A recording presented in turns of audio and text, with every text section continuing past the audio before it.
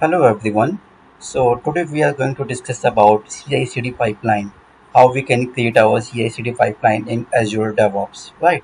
So you can see in the diagram that's a pictorial diagram, and after explaining this, then I'll let you know. I will give you a demo that how we can implement CI/CD pipeline in Azure DevOps and how we can host our application in Azure Cloud in App Service.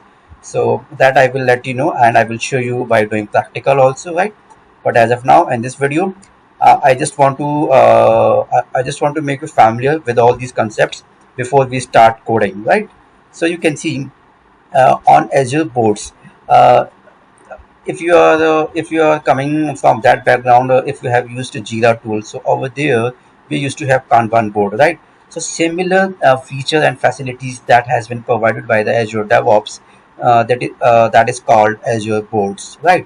So on board, what we used to place, normally we used to place our user stories, bugs, tasks, capex, right? So let's say a developer will come, and he will come on the board, and he is picking one story from there. And after picking one story, let's say he want to implement CI/CD pipeline, then what he will do after picking the story, then he will go into his local machine. Let's say in Visual Studio, he or she is going to create an application, right? And let's say after creating any application, that application could be developed in ASP.NET Core application, or Java, or Python, or Node.js. So that's not mandatory that we have to stick to .NET technology. No, it's not like that. We can create any kind of application, let's say your Java, Python, Node.js, right?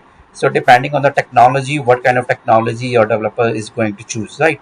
So let's say he has built some application in his local, and he tested, and every functionality is working fine, everything seems to be fine. Then what he will do, then he will try to push the code from his local to the Azure repo, you can see. So the main functionality of Azure DevOps is to basically maintain the project repository over there, right? So once let's say developer makes some changes in his code in local, and after that he is trying to push his code from his local to Azure repo. So once our source code is available in Azure repo, or we can say Git, meaning is same. So once our source code is available in Azure repository, then what we want to do, we want to initiate the process of build pipeline. This is your build pipeline, right? And that's your release pipeline. So first of all, what I want, that as soon as our code has been committed to the Azure repo, then automatically it should trigger build pipeline, right? You can see that is called CI pipeline, continuous integration pipeline. So once our source code is available in Azure repo, then automatically it's going to trigger build pipeline. And build pipeline, what it does basically behind the scene, it basically executes, it basically perform all these processes in a background for building any kind of application, right? From Azure repo, right? So let's say we have let's say our source code is available in repo, right? And once build pipeline is automatically triggered, then behind the scene it's going to perform all these execution in a background, right? Let's say if I talk about your .NET application, let's say we have developed ASP.NET Core application with MVC approach, right? Then what it will do behind the scene, your Azure DevOps will execute, let's say you can see all the steps. First of all, it will get the source, that your source code from repo. Then it will install the required tools. Then it will build the solution, and behind the scene it will restore. It will execute restore command, which is basically responsible for to check that whether all required packages have been installed for a particular solution. Then it will run test cases, and then at the end it will produce the package artifacts. These artifacts are nothing, these are the output of build pipeline. And the output of the build pipeline is what, let's say if we publish our application in our local, then the output of published, what we get in publish, we get the published file, or we can say we get the published content files. which we basically copy all those published file, and we used to place it on particular web server to host our application publicly, right?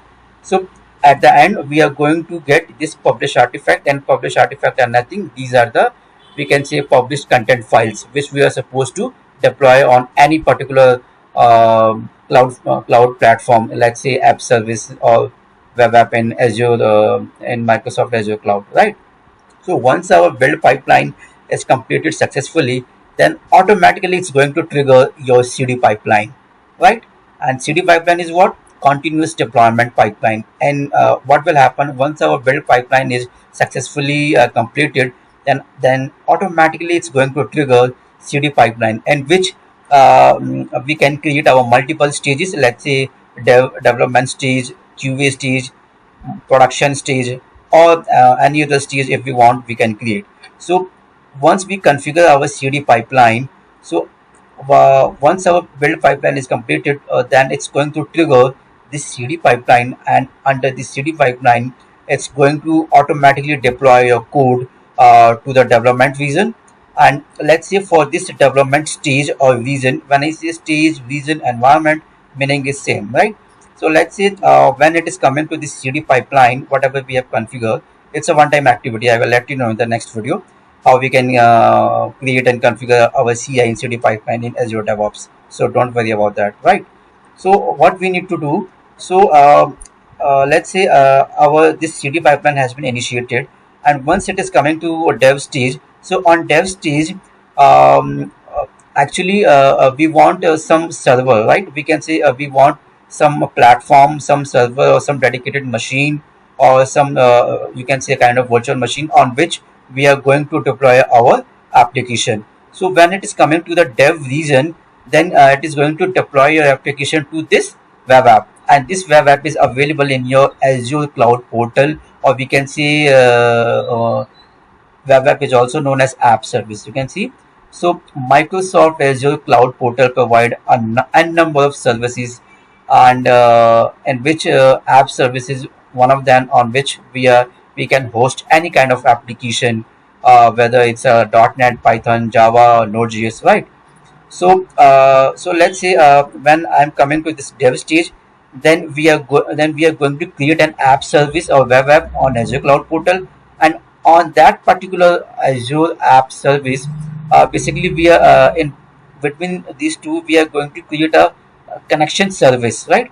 And when I will do practical in the next video, then you will come to know that how we can establish a service connection between the CD pipeline between the CD pipeline of dev region to the Azure app service in the cloud portal, right? So basically in this chain, we can say to establish a connection, we call it a Azure service connection. So I will let you know in the next video by showing how we can create all these things, right? So once our application is deployed in the dev region, right, then it is waiting for approval.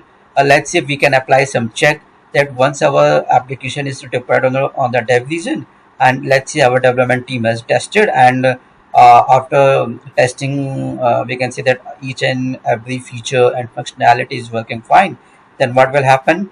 Then our development manager will come, and he will give approval to promote the same changes to the next stage, that is a QA stage. And on the QA stage also, for deploying your application, the same, we will create an app service in the Azure cloud by the name this QA web app, and the same we are going to deploy our application to this QA app service in the Azure cloud, right?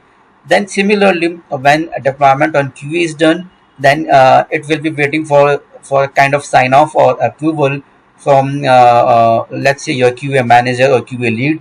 He will come and he will give sign off. Until and unless he will not give an approval, or we can say he will not give sign off, then it's not going to promote the changes in the production server, right? So what we are going to do on the QA stage, when testing team has completed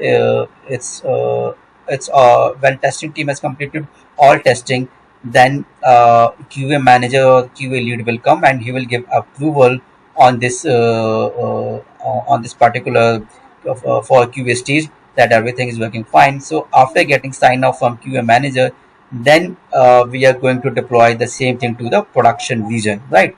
And the same thing on the production also, we can create for deploying the application in production. We will create one web app or app service by the name production, and we are going to deploy the same thing for the production region, right? But one more thing I want to tell, that let's say uh, before deploying to the production, we can apply also, because production is a very critical stage, right? So production we want some kind of manual intervention, so we can apply some manual intervention. Let's say after getting a sign off from QA manager on the production, it will still wait for any kind of manual intervention, and then it will initiate the process of deployment, right? So in a bit I will show you in my next upcoming video. You would be able to understand how we can create manual intervention in this production region, right? And once a sign off is given by that particular, let's say, any person coming with high authority, and he is going to deploy your application, he's basically giving a sign off to deploy the same thing from QA to the production, and then the deployment will happen automatically, and it's going to deploy on the production server, and we will deploy our application to this production web app, right? And after that, we also have a concept of we can say a deployment slot. So the main concept of a deployment slot is that to ensure the downtime zero, right? So basically, let's say on production stage, when we are going to deploy anything, so when we are deploying our application on the production server on this production web app, so let's say by that time, if any request come, let's say our deployment is going on right now, and immediately right now, let's say any particular request is coming on the production server. So during that time, we don't want to give a bad response to the user, right? We want to say that our application is still up. When we are doing deployment in a background on production server, so still also our production server should also remain up. So for that, doing that kind of things, we concept something like called deployment slot. We used to create staging over there, and after creating one stage in the production, we used to swap with our staging and production slot. So later on, I'll come to know when I will show you how we can swap these, but how we can swap from staging to the production and prod to the staging. So basically, to make you understand like that. The concept of deployment slot is basically to ensure the downtime zero, to ensure your downtime nil, right, for the production server.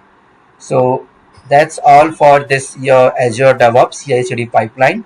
And in the next video, uh, I will show you that how we can create CI/CD pipeline, how we can configure our CI pipeline in the Azure DevOps, and how we can configure our CD pipeline, and how it's going to trigger automatically once we push our code from our local to the Azure Git repository, or we can see Azure repo. So once our source code is available, automatically it's going to trigger all the things behind the scene automatically. It's going to trigger CI pipeline, build pipeline, and then it's going to trigger your release pipeline. And on the basis of output of build pipeline, it's going to generate artifacts. And artifacts is basically you can say your published content file, and that published content files we are going to deploy in the CD pipeline to all the stages: dev, QA, prod, or any other, right? One more thing, for deploying any kind of application, let's say we are going to use web app or Azure app service in the Azure cloud portal. It's not mandatory. We can host our application in app service, even in virtual machine, in AWS, in Google cloud, in IBM cloud, or we can host our application, let's say, in Docker, Kubernetes. So depending on our the requirement of what the client want, so we can deploy any kind of application in any cloud platform portal, right? So that is all for this. So let's meet in the next video, that how we can configure, how we can create CI/CD pipeline practically. I will show you in the demo. So let's meet in the next session. That's all.